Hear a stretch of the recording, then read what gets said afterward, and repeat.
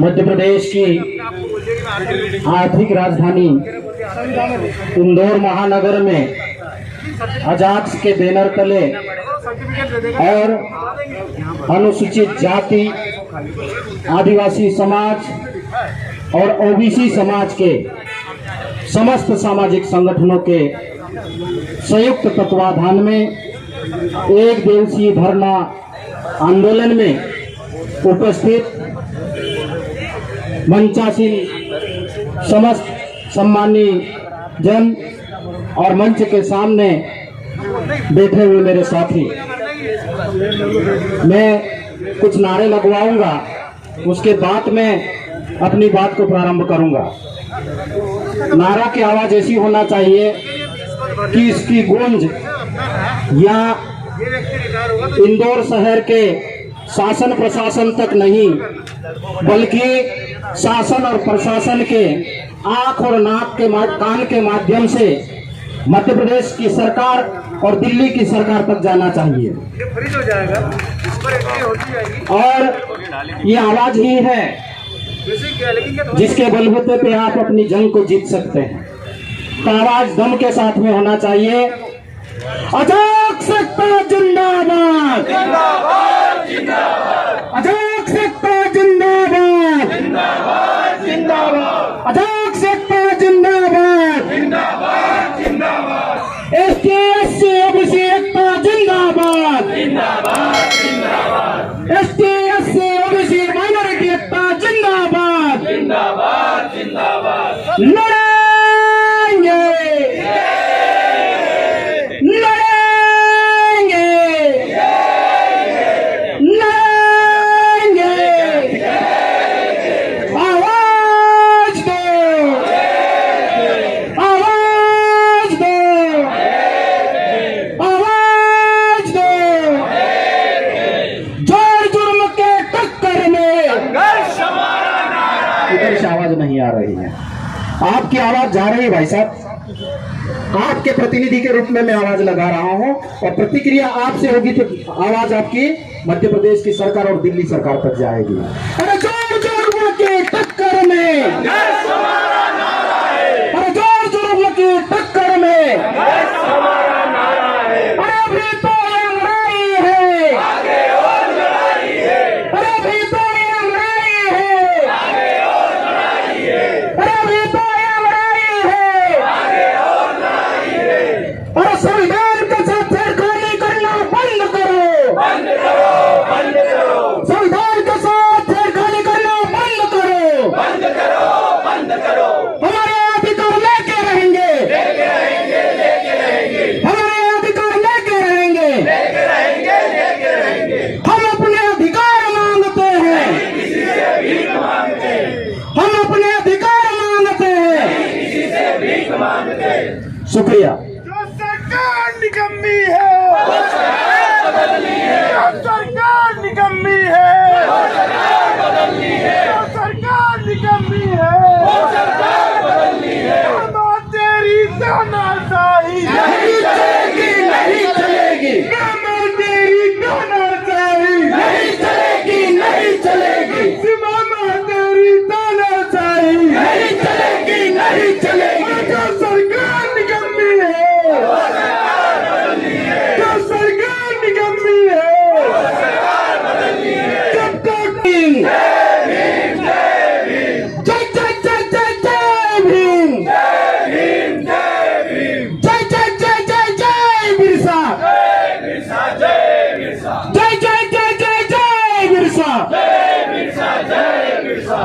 अब शायद मजा आ रहा होगा।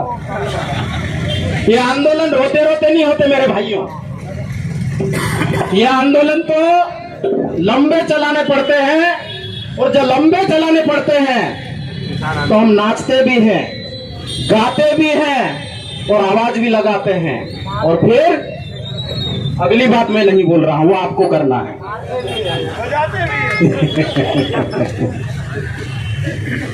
तो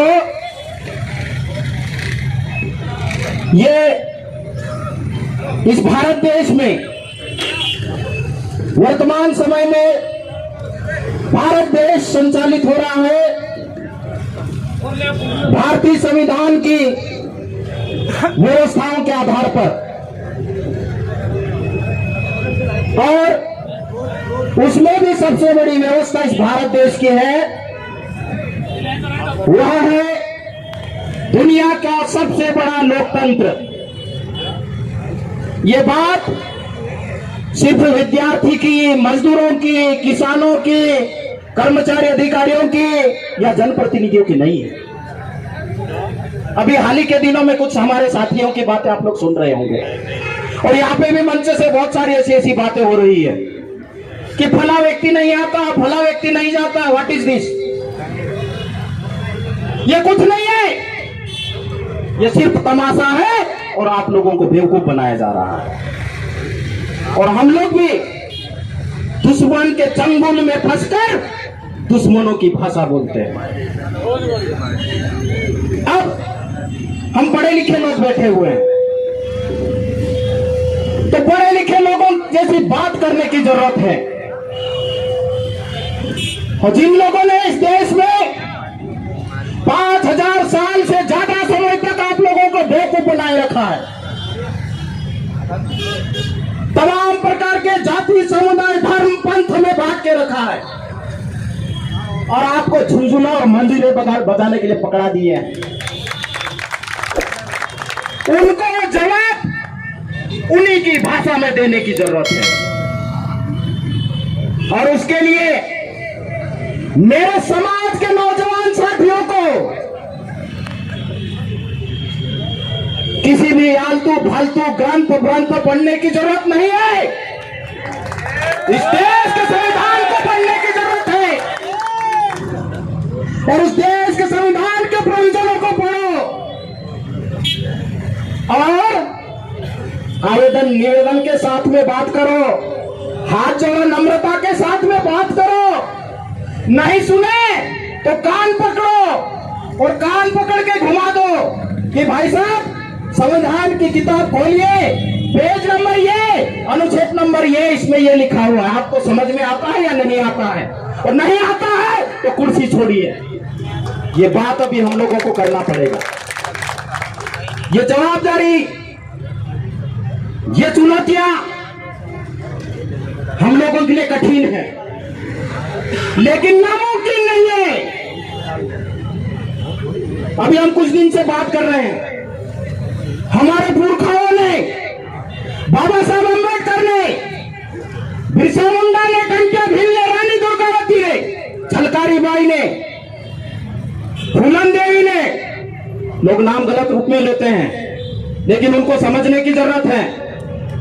उन्होंने जो कुर्बानियां दी है, आगे क्या, तो जो आप लोगों के लिए अधिकारों की व्यवस्था करके गए हैं, उसकी सुरक्षा करने की जवाबदारी आप लोगों के कंधों पर है, और वह ऐसे होने वाली नहीं है।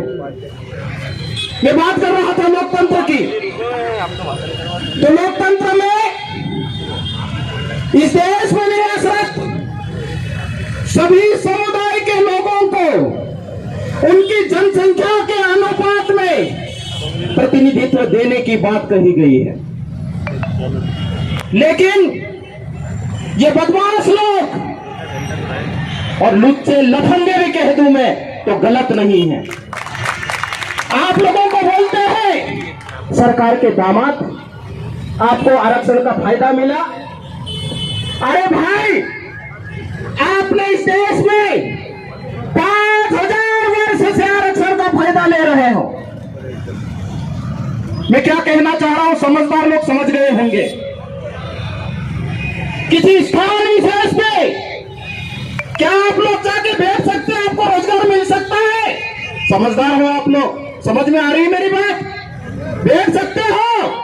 नहीं बैठ सकते हैं, और आपको 5000 साल तक सताया गया। आप लोग वो दिन भूल गए, आगे मटकी और पीछे झाड़ू। आपको पढ़ने का अधिकार नहीं था, वहां से लेकर यहां तक आए, देश आजाद हुआ। आजादी के पहले भी संघर्ष चला, और उसमें संविधान में व्यवस्था हुई कि लोकतंत्र में जिसकी जितनी जनसंख्या उसका उतना प्रतिनिधित्व। पढ़े लिखे लोग बैठे हैं, प्रतिनिधित्व के आंकड़े निकाल करके देख लीजिए। इस देश और इस प्रदेश और इस जिले में आपका प्रतिनिधित्व कहां पर है? ठीक है, आपके चपरासी वपरासी बाबू वाबू मिल जाएंगे, आरएस गार्ड फारेस गार्ड आरक्षक वगैरह सब मिल जाएंगे, लेकिन जहां निर्णायक भूमिका होनी है वहां पर आपके प्रतिनिधित्व की स्थिति क्या है? एसटी/एससी की बात तो ठीक है, ओबीसी के आंकड़े निकाल करके देख लीजिए उनकी स्थिति क्या है। हमारे लोग ज्यादा सताए हुए हैं इसलिए थोड़ा ज्यादा गुस्सा है, लेकिन ओबीसी के साथ ही अभी उनकी नींद धीरे धीरे खुल रही है।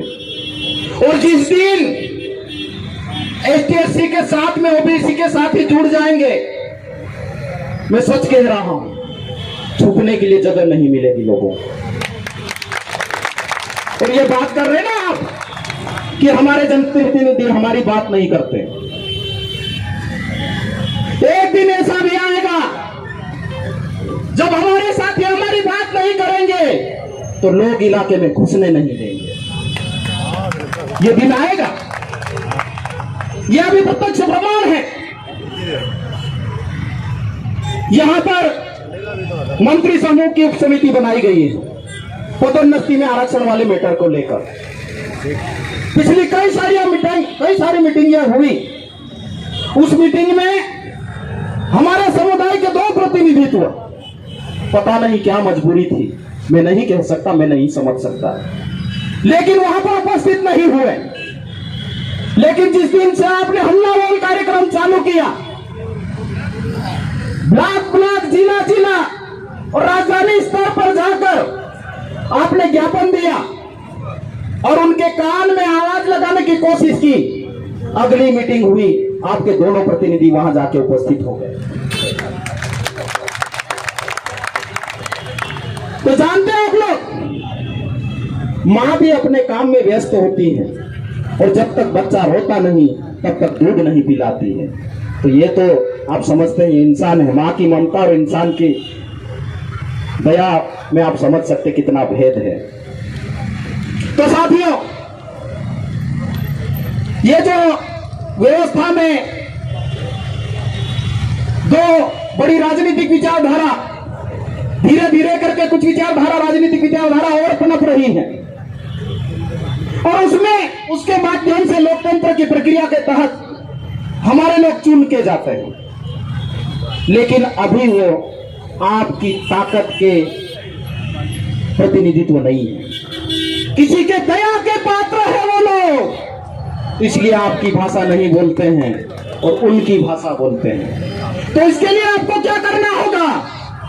इसके लिए आपको समाज को जागरूक करना होगा, इकट्ठा करना होगा, संगठित करना होगा और नौजवान साथियों को अपनी पढ़ाई खत्म करने के बाद में, अभी कुछ साथी हमारे कह रहे थे, अपनी पढ़ाई खत्म करने के बाद में सरकार के नौकर बनने का प्रयास तो वो लोग करें जो जा सकते हैं, प्रतिनिधित्व करें, लेकिन अलग अलग क्षेत्र में जाकर प्रतिनिधित्व करें और इस देश के व्यापार पे कब्जा करना चालू करो। असली चाबी तो वहां पर है।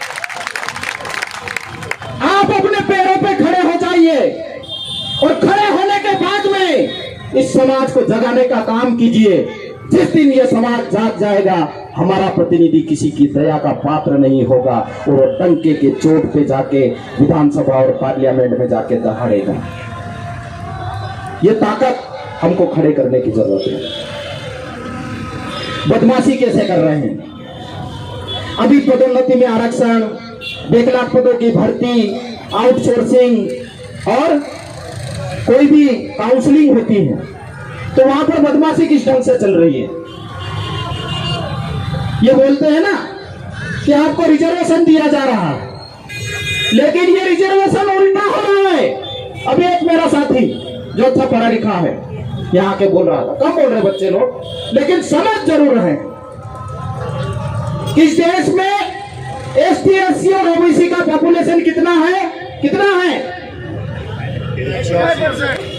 85%। मोटा मोटा आंकड़ा, उससे ज्यादा होगा कम नहीं होगा। 92%। और एसटी एससी ओबीसी को रिजर्वेशन कितना प्रतिशत है? 49.5%। रेस देन कितना परसेंट बचा? 15%। और रिजर्वेशन 51.5%। तो ये कान ऐसा पकड़ रहे उल्टे हाथ से पीछे घुमा के, बीजेपी हो या कांग्रेस हो,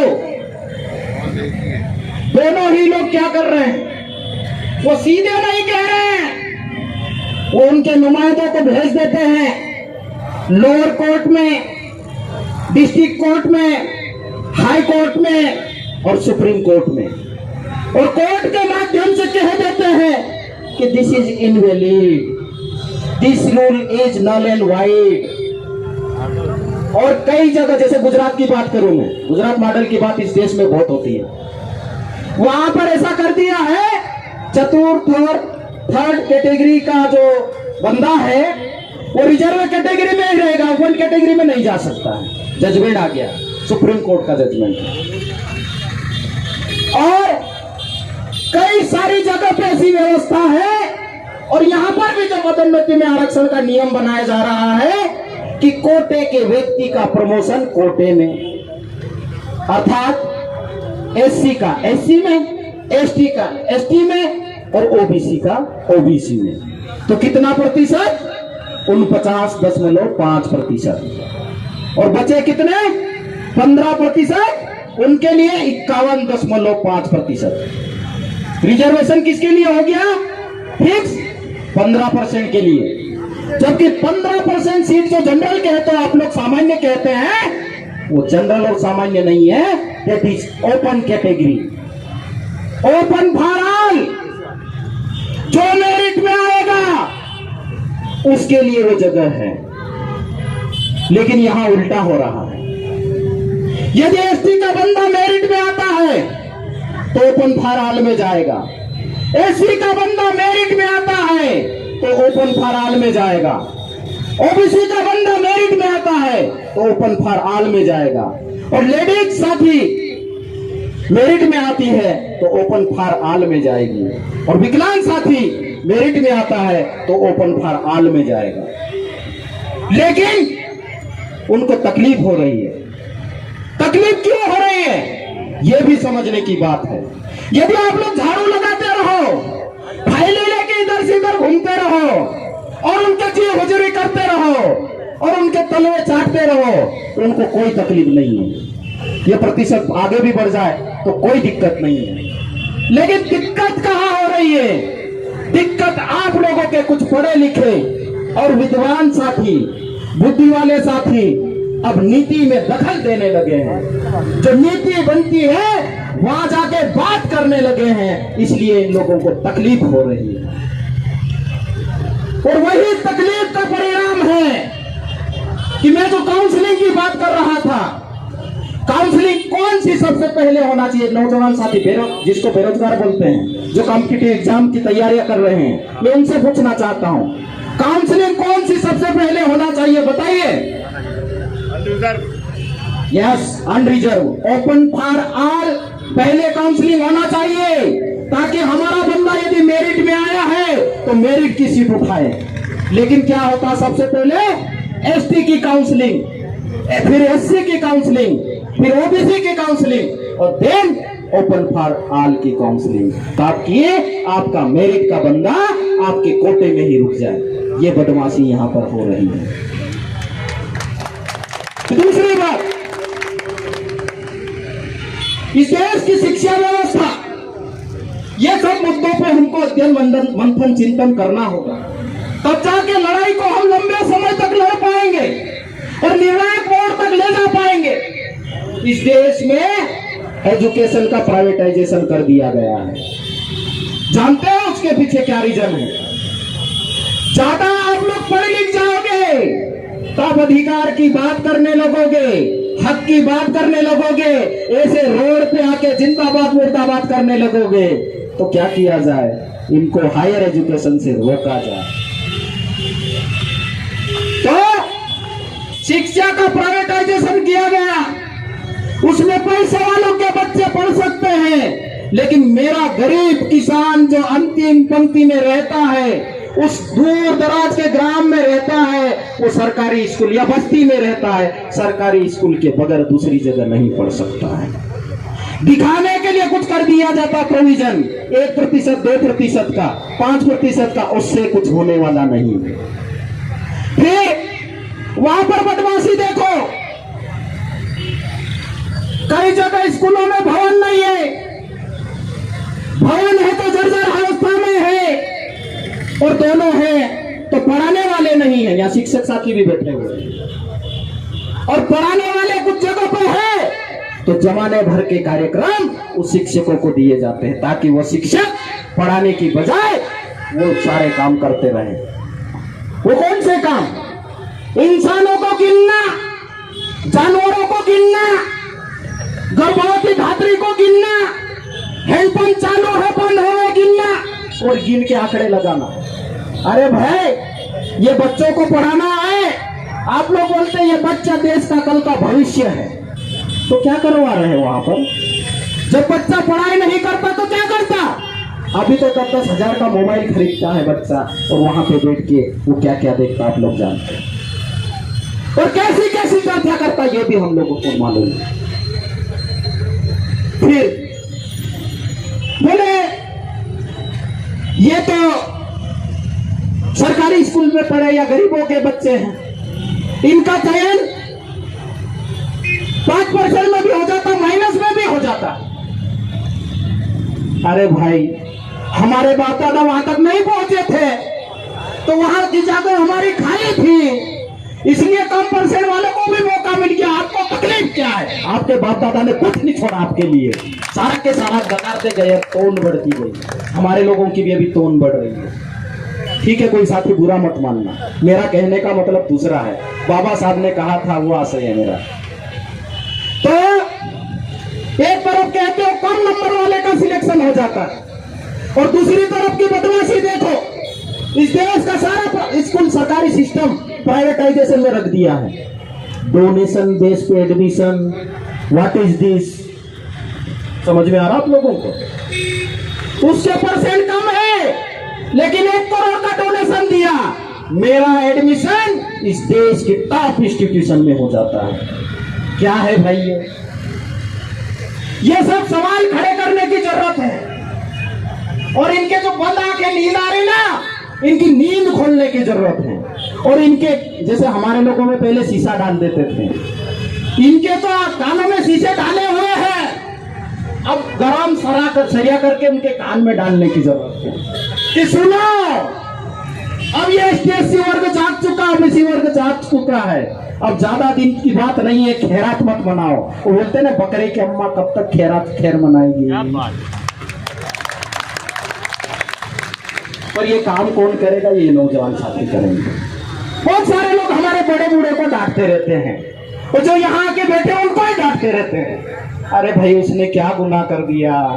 आपके आंदोलन में आके बैठ गया, आपकी बातों को उठाने लगा, बोले तुम्हारा बच्चा कहाँ है, तुम्हारी बीबी कहाँ है, तुम्हारे घर वाले कहाँ है? अरे भाई, उसके हिस्से का काम वो घर पे कर रहे हैं। और एक और बात सत्यता बताऊं मैं, जिसको भूख लगती है वो खाना बनाता है और खाना भी मांगता है। जिसका पेट पहले से ही भरा होता है वो खाना नहीं मांगता है, बनाता भी नहीं। कोई बना के दे दो तो खाने की बात करता है, तो कोई बात नहीं। लेकिन ये सब बातें हम लोगों को समझने की है। तो साथियों, ये एक तरफ प्राइवेट स्कूल के बंदा, ये पढ़े लिखे लोग जो हमारे लोगों के बीच में जाते हैं, उन लोगों से भी बात करते हैं, उन लोगों के लिए है कि एक तरफ KG1 से पहली तक बच्चा पढ़ता है, फिर 5वीं तक पढ़ता है। एक क्लास में टीचर पढ़ाने वाले कितने होते हैं? मान लो 5 सब्जेक्ट है, तो एक ही टीचर पढ़ाता है क्या प्राइवेट स्कूल में? नहीं, 5 टीचर पढ़ाते, 5 डाउट क्लियर सेशन, उसके बाद में ट्यूशन। और वो बच्चा सरकारी स्कूल में पढ़ता है पहली KG1 वेजी1 एक तरफ, पहली से 5वीं तक एक ही जगह बैठा और एक ही टीचर लठ लेके घूमते रहता है, सारे सब्जेक्ट पढ़ाता है। ABCD अनार आम 1 2 3 1 2 3 2 एकम 2 2 2 4 वो पढ़ के जैसे तैसे 12वीं करता बेचारा। और इधर प्राइवेट स्कूल का बच्चा 9वीं में आता है। 9वीं में आने के बाद में नहीं, यहाँ आकाश है, एलेन है, नीट है, पता नहीं जमाने भर के क्या क्या। बोले डैम में एडमिशन, कितनी फीस? 2 लाख रुपए, 2.5 लाख रुपए। वो बेचारा प्राइवेट स्कूल में पढ़ा, पैसे है नहीं, जैसे तैसे गिरते पड़ते करके आप लोगों के सहयोग से किसी कॉलेज में एडमिशन ले लेते, वो पढ़ता है। तो दूसरी तरफ ये बच्चा, दोनों का कंपटीशन होता है, किसके नंबर ज्यादा आएंगे? प्राइवेट स्कूल वालों में। वो गरीब का बच्चा टैलेंटेड होगा, अपवाद होगा तो वहां जाएगा, अदरवाइज नहीं जा पाएगा। तो ये बदमाशी बोले। तो वहां कौन के किसके बच्चे पढ़ते हैं? ये जो बैठे हैं ना यहाँ पर, उनके बच्चे भी प्राइवेट स्कूल में पढ़ रहे हैं। समझ रहे? तकलीफ वहां है। और हमारे लोग हमारे खिलाफ दुश्मन की भाषा बोलते हैं, उनके लिए बात है, समझने की जरूरत है। तो प्राइवेट स्कूल में आपका और मेरा बच्चा पढ़ता है और वो इन लोगों से कंपटीशन करता है कि मेरा हक यहाँ पर है, मैं भी बनूंगा कलेक्टर, मैं भी बनूंगा IPS IAS, मैं भी बनूंगा सिविल इंजीनियर, मैं भी बनूंगा डॉक्टर, मैं भी बनूंगा वकील। तो इन लोगों को तकलीफ होती है। तो क्या कर रहे हैं कि क्रिमिनल लेयर लाओ इस देश में। अरे बदमाशों, ये जो प्रतिनिधित्व की बात इस संविधान में की गई है ना, वो गरीबी हटाने का कोई अभियान नहीं है, ये प्रतिनिधित्व को बात करने के लिए बात कही गई है। तो ये बड़े लिखे लोगों के बच्चे वहां जाके कंपटीशन कर रहे हैं ना, इसलिए क्रीमी लेयर की बात की जा रही है इस देश में। ये जो सुप्रीम कोर्ट में क्रीमी लेयर का कोई मुद्दा नहीं था, लेकिन मैं प्रत्यक्षदर्शी हूं, वहां पर अनावश्यक रूप से क्रीमी लेयर की बात को इंसल्ट किया जाता है और उसमें डिबेट की जाती है। फिर क्या कहा जाता है कि एक बार जिसको रिजर्वेशन का बेनिफिट मिल गया है, दोबारा नहीं मिलना चाहिए। क्यों? आपके बाप दादा ने अरबों खरबों की संपत्ति इकट्ठे करके कुंडली मार के बैठ गए हैं। एक सीमा निर्धारित करो कि 1 करोड़ के बाद की सारी संपत्ति सरकार की होगी और गरीबों में बांट दी जाएगी। मंजूर है क्या? बोलो। नहीं मंजूर है। आपकी बेटी की शादी मेरे भाई के साथ में हो सकती है क्या? वकील है मेरा भी भाई यहाँ पर खड़ा है, कर सकते हो क्या? नहीं कर सकते हो तो बोलो, हम भी आगे विचार करते हैं। तो मुद्दों की बात है भाइयों, बात करने की बात है, लेकिन हम ऐसी बात नहीं कर पा रहे। हम भी बोलते हमारा अधिकार है, हम लड़ेंगे, जिंदाबाद मुर्दाबाद। नहीं, अभी ये जमाना, पहले एक जमाना था, लड़ाई का भी दौर बदलता है। पहले लड़ाई ताकत के बल पे लड़ी जाती थी, जिसके पास में जितना सैनिक बल हो, धन बल हो, बाहुबल हो, वो जीत जाता था। लेकिन अभी जमाना थोड़ा सा बदल गया। अभी लड़ाई बुद्धि के बल पे जीती जाती है, कलम की तलवार से जीती जाती है। तो वो चीजें हम लोगों को तैयार करने की जरूरत है। ज्यादा तो नहीं बोल रहा हूं,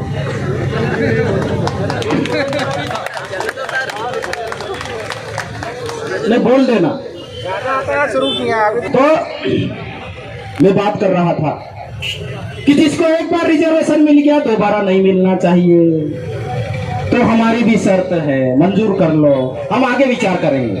और आपके पास में इस देश में कुछ नहीं है, मैं डंके की चोट पे कह सकता हूं। जिसके बलबूते पे आप इस देश में राज कर रहे हो और घरों में और जेब में खजाना भर रहे हो ना, वो सारा के सारा ट्राइबल इलाके में है। जिस दिन ये ट्राइबल जीत जाएगा, हमारे इलाके का पानी हम नहीं देंगे, हमारे इलाके की खनिज संपदा हम नहीं देंगे, हमारे खेत में पका हुआ अन्न हम नहीं देंगे। फिर बात कर लो, आप आ जाओ मैदान में। आप बात करते हो ना कि खैरात की खा रहे, सरकार के दामाद हो, फ्री के खा रहे हो। अरे फ्री के तो आप खा रहे आज से 5,000 साल पहले कौन से गधे और घोड़े लेके इस देश में आए थे? ये तुमको अपनी औकात याद रखने की जरूरत है। ये सच्चाई है, उसको स्वीकार करो। और इसीलिए नंदा भाई भिल का जजमेंट 2011 में आया था और उसमें कहा था कि इस देश के असली मालिक इस देश के 8% लोग हैं। वो ठीक है, उसमें बदमाशी है। बदमाशी कैसी? किन लोगों ने बदमाशी की? कुछ लोगों को इससे बाहर कर दिया है। मेरे एससी और ओबीसी के साथ ही बुरा मत मानना मेरे स्टेटमेंट को, ये सुप्रीम कोर्ट की बात कर रहा हूं। तो आप लोगों को अलग अलग प्रकार की बात करके, अलग अलग षड्यंत्र करके आप लोगों को अनुसूची से बाहर कर दिया गया, आप लोगों को बांट दिया गया। तो उसमें क्या कहा? उसमें यह कहा कि इस निर्णय के माध्यम से इस देश की ट्राइबल कम्युनिटी को, इंडिजिनियस पीपल से भी नफरत है, आदिवासी शब्द से भी नफरत है, जनजाति और दूसरा मैं नहीं बोलूंगा, वनवासी। पागल हो गया ये वकील, ये एडवोकेट, ये जज, ये बात की जाती है, लेकिन उन्होंने सच बात कही है। अभी तो क्या हो गया मालूम है? इस देश का न्याय भी बिक रहा है।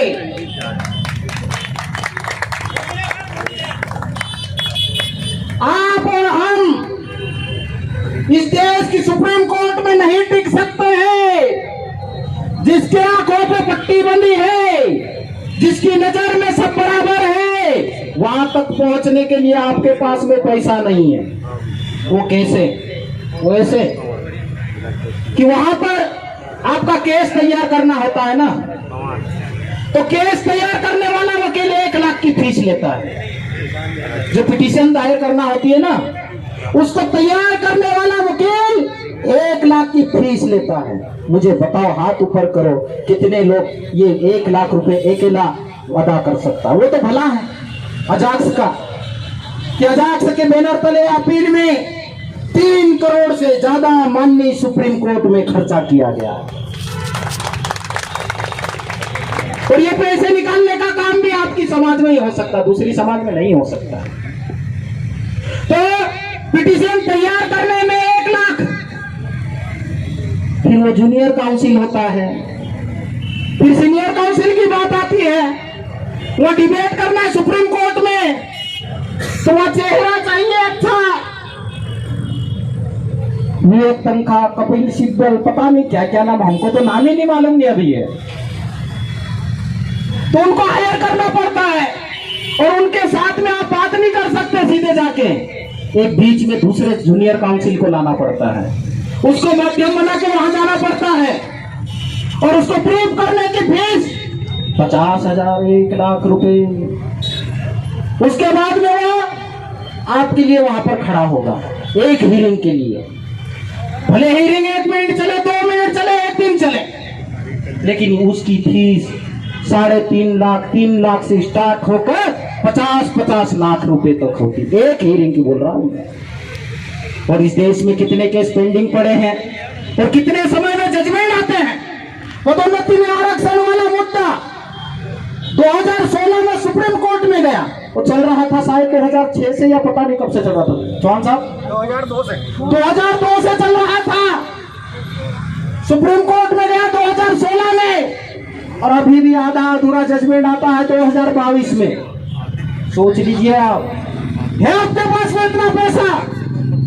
नहीं है, और इसीलिए ये कोर्ट का बहाना लेते हैं। ये बात हमको समझने की जरूरत है। और फिर वो कोर्ट कहती है, क्या कहती है? वो 6 साल बाद कहती है कि पदोन्नति में आरक्षण जारी रहेगा। क्या कहती है? पदोन्नति में आरक्षण जारी रहेगा, लेकिन उसके लिए गाइडलाइन हम अभी जारी नहीं करेंगे, पहले से ही जारी है। एम नागराजन का जजमेंट 2006 और जनरल सिंह का जजमेंट 2018 उसके तहत पदोन्नति में आरक्षण की गाइडलाइन जारी की गई है, अलग से गाइडलाइन जारी करने की जरूरत नहीं है। उसके लिए कुछ अलग प्रोविजन करने की नीति बनाने की जरूरत है, तो वो बात केंद्र और राज्य सरकार के ऊपर निर्भर करती है। तो यही बात 2016 में कह देते भाई, इतना हमारा गरीबों का पैसा खर्च नहीं होता। इस सरकार में जो पद खाली पड़े हुए हैं, जिनको ये आउटसोर्सिंग ठेके से काम चलाने की बात कर रहे, वो जरूरत नहीं पड़ती। हमारे लाखों अधिकारी कर्मचारी, वो हमारे जो शुभचिंतक है, जो सुप्रीम कोर्ट में गए, जो हाई कोर्ट में गए, उनके लोग ज्यादा, उनके भाई भतीजे, उनके दादा बाप दादा ज्यादा रिटायर हुए बगैर पदोन्नति के। हमारे लोग तो संतोषी भी है, ठीक है, खाने को मिल रहा तो कोई बात नहीं, यदि मैं जिस पद पे हूँ उसमें भी मुझे कोई तकलीफ नहीं है, लेकिन ज्यादा तकलीफ उनको हुई है। तो इतनी तकलीफ तो नहीं होती, लेकिन नहीं, वो लटका के रखना है। तो इतने लंबे समय तक लड़ने के लिए मेरे समाज के पास में पैसा नहीं है। ये तो भला है थोड़े बहुत पढ़े लिखे लोग, नौकरी पेशा वाले लोग, बिजनेस में थोड़े थोड़े जा रहे हैं, उन लोगों ने मदद की और इतने लंबे समय तक आजाद के माध्यम से हमने माननीय सुप्रीम कोर्ट में संघर्ष किया। अदरवाइज जिस कौम के लोग रोटी कपड़ा मकान के लिए संघर्ष कर रहे हैं, उनके लिए माननीय सुप्रीम कोर्ट और हाई कोर्ट का दरवाजा तो मुश्किल है भैया। और उनको तो पिटीशन क्या होता है ये भी मालूम नहीं होता है, वकील क्या होता है ये भी मालूम नहीं होता है। तो न्याय की कल्पना करना थोड़ा कठिन बात है। तो मेरे साथियों, मैं और लोगों को सुनना चाहूंगा, चाहे तो उसके बाद में और बात करेंगे, नहीं तो एक ही तरह का खाना खिलाते तो लोग बोर हो जाते हैं। भांति भांति का खाना खाता तो उसको मजा आता है, बार बार खाना खाने का मन करता है। नहीं तो वो आया था पगड़ी वाला, बहुत देर तक झिलाया, लेकिन मैंने झिलाया नहीं, आपको भी सुनाया और उनको भी सुनाया है। उसकी आंख और कान यहाँ पर मौजूद है, उसके माध्यम से मेरी आवाज से आपकी आवाज मध्य प्रदेश के माननीय मुख्यमंत्री महोदय मामा शिवराज जी के पास में जा रही है, और इस देश के माननीय यशस्वी प्रधानमंत्री माननीय नरेंद्र मोदी के कान तक जा रही है साथियों। इसलिए चिंता मत करना, और मेरे अकेले से बात करने से कुछ फर्क नहीं पड़ेगा। आपको अलग अलग साथियों को अलग अलग मुद्दों पर लेके डिबेट और बात करने की जरूरत है। और मैं कहना चाहता हूं, वो लोग जो हमारे साथियों का इस्तेमाल करते, मेरे समाज को तोड़ने की कोशिश कर रहे हैं। अब वक्त गया है साथियों, तुम मंजीरे ढोलक में उलझा के रखते थे और भजन और कीर्तन में उलझा के रखते थे, मंदिरों मस्जिदों और गिरजाघरों में उलझा के रखते थे, वो समय गया। अब मेरे समाज के ये नौजवान साथी, पीले गमछे वाले साथी, नीले गमछे वाले साथी जाग चुके हैं, देश का संविधान पढ़ रहे हैं। आपकी गलतफहमी दूर कीजिए, नहीं तो वो दिन दूर नहीं है जब आप नहीं देंगे तो छीन के भी ले लेंगे हम लोग। हमारा इतिहास रहा। बस एक ही बात है कि वो खून की लड़ाइयाँ हुई करती थी, हम वो खून की लड़ाइयाँ नहीं लड़ेंगे, शांति के साथ में लड़ाई लड़ेंगे और हमारे अधिकारों को लेंगे। दूसरा, बोले आजाद कर्मचारियों का संगठन है। अरे नहीं, वो है ना तर्क के साथ में बात कर रहा है, डाटाबेस के साथ में बात कर रहा है। आकाश बड़े पढ़े लिखे लोगों का कर्मचारियों का संगठन है। अरे नहीं, वो तर्क के साथ में, डाटा के साथ में, नीति के साथ में, संविधान के प्रोविजनों के साथ में बात कर रहा है, इसलिए उसको तकलीफ होती है। इसलिए मेरे समाज के नौजवान साथियों को, हमारे समाज के जो पढ़े लिखे लोग हैं उनके खिलाफ भड़काया जाता है। तो ऐसे लोगों को भी पहचानो, और पहचानने के बाद में पहचाना जाए तो मेरा भाई है, इसलिए उसको समझाओ, अच्छी भाषा में समझाओ। और नहीं समझ में आए तो भैया तू भी चले जा दूसरे पाले में, बहुत सारे लोग हैं फिर भी फर्क नहीं पड़ रहा है, तू भी चले जा, कोई फर्क नहीं पड़ेगा। वहां जाके तू उसकी डफली बजा, यहाँ पे आके बकवास मत कर। ये बात अभी हमारे नौजवान साथियों को कहना पड़ेगा। अभी जोबट का चुनाव हुआ था, जोबट के चुनाव में कई सारे उम्मीदवारों को कई सारे गाँवों में घुसने नहीं दिया गया। उसका रीजन क्या है? उसका रीजन ये है कि देश का संविधान पढ़ लिख करके नौजवान साथी अब जाग चुका है, अपने अधिकारों की बात करने लगा है, अपने हक की बात करने लगा है। और ये भी हमारे जो जनप्रतिनिधि, एक आध तो बैठे होंगे, और नहीं तो मेरे गांव का सरपंच तो बैठा ही है इधर है। तो इनको जो बात करनी है ना, एक बात हम लोगों में लाना पड़ेगी, जो नौजवान साथी है उनके लिए बात है। जो एसटी की सीट है, जो एससी की सीट है, चाहे कुछ कर ले, ये गुच्छा भाई लड़े या लोकेश जी लड़े, लेकिन लड़ेगा आदिवासी भी। इंदौर की बात करूं मैं, तुलसीराम सिलावट जी लड़े या राजेश सोनकर जी लड़े, लेकिन लड़ेंगे एससी के साथ ही, इसको बदल नहीं सकते। तो मैं नहीं लड़ूंगा तो मेरा भाई लड़ेगा, लेकिन मेरे हक और अधिकार की बात मैं करके रहूंगा। ये बात हमारे जनप्रतिनिधियों को लाना पड़ेगी अपने जहन में। और आप घबराइए मत, चिंता मत कीजिए। हमारे जो ये नौजवान साथी हैं, गांव गांव, मोहल्ले मोहल्ले, बस्ती बस्ती, घर घर जाके अलख जगा रहे हैं और हमारे समाज को जगा रहे हैं। वो समय अब गया है कि आप ये छोटी मोटी लालच देके हमारे लोगों को फंसा लेते थे और डाइवर्ट कर लेते थे। अब जमाना नहीं है, अब भूल जाओ। अब हमारे हक और अधिकार की बात कीजिए, नहीं तो हम हमारे क्षेत्र में घुसने नहीं देंगे। ये मैं नहीं करूंगा क्योंकि मेरे लिमिटेशंस हैं, मैं अपनी लिमिटेशंस में बात करूंगा, लेकिन मेरे भाई बंधे हुए नहीं हैं, ये सब काम कर सकते हैं। और इस लोकतंत्र में संवैधानिक ढंग से अपनी बात को कहने और करने का सबको अधिकार है। तो साथियों, अजाक संगठन, और ये भी कह देता हूं, आप लोगों को गर्व होना चाहिए कि इस देश के सुप्रीम कोर्ट में इतने समय तक ये केस चला और इस देश की सुप्रीम कोर्ट के जजों को ये जजमेंट सोच समझ के करने की जो दुविधा पड़ी, वो इस मध्य प्रदेश के आजाद संगठन की वजह से ही आ पड़ी।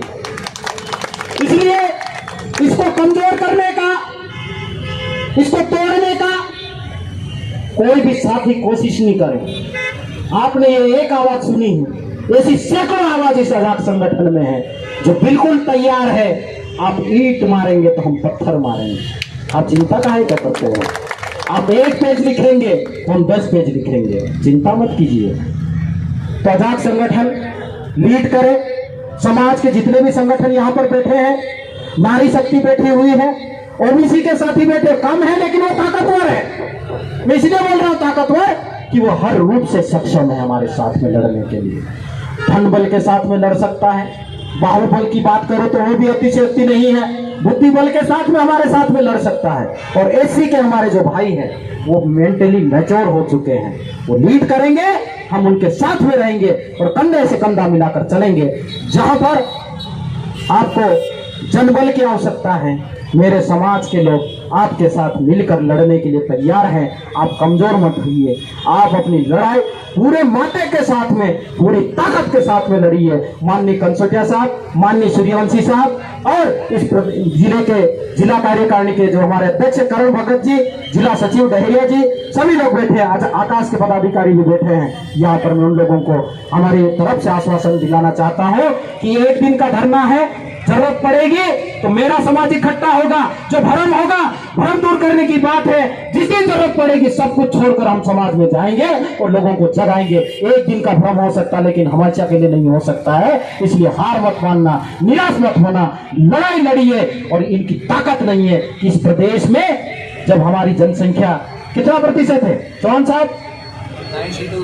92% है। तो चिंता मत कीजिए, ये आपके पास में आएंगे और आपके सामने गिड़गिड़ाएंगे कि भैया मदद करो, नहीं तो सरकार नहीं बनेगी। और जिस दिन आप सोच लोगे ST, SC, OBC and minority unity की बात करोगे, उस दिन मुख्यमंत्री भी आपका ही होगा, मंत्री भी आपका ही होगा। जिस प्रदेश में मुख्यमंत्री और मंत्री आपके होते हैं, उस प्रदेश के नीति निर्धारण भी आपके अनुसार होता है। फिर ये चौराहा हो रहा है, नाम वाम सब छोटी चीज हो जाती सरकार के लिए। तो मैं इतनी बात कह के फिर नारों की झंकार के साथ में अपनी बात को खत्म करूंगा। यदि मेरी बात अच्छी लगी और क्षेत्र में जाके लड़ोगे, जरूरत पड़ी बड़े आंदोलन करने के लिए तैयार रहोगे, तो उसकी प्रतिक्रिया मेरी आवाज के साथ में देना।